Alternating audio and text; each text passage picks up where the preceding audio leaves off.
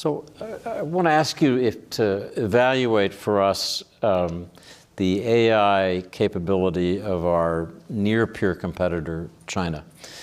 In the last year, 2 years, we've seen this extraordinary explosion of large language models doing things that just are dazzling. And it looks like the United States has a significant lead in that technology.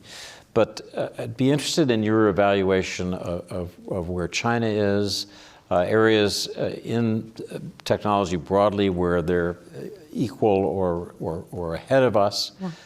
But in general, what kind of competitor are they? Yeah, I mean, at the end of the day, I'd say that the big difference right now is China puts much greater restrictions on their capabilities than we do here in the US. It goes back to my point, there has never been any guardrails put around technology, because what I think is a bit of a myth that if you did regulate technology in any way, then you would stifle innovation. I do think it is possible to have responsible innovation. And I think some of the arguments around, the fact that Europe doesn't have big tech companies because of all of their regulation, I just don't really buy that. Like, at the end of the day, we need to ensure that we can actually work with China and work with Europe and work with other countries to figure out how we can control these technologies so that we can protect our population. So,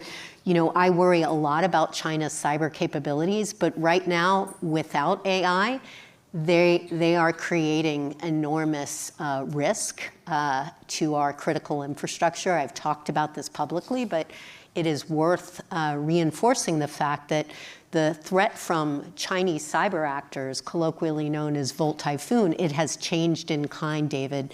I've been doing this for a long time, and for years we talked about intellectual property theft and espionage and data theft, and now we're talking about Chinese cyber actors pre-positioning inside our critical infrastructure, not for espionage, but to launch disruptive or destructive attacks in the event of a major conflict or crisis in the Taiwan Straits.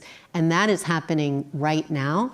I am looking forward to being able to use AI to thwart attacks like that. But as we think about the power of some of these capabilities, there is a lot of damage that is being done without the added value of generative AI on top of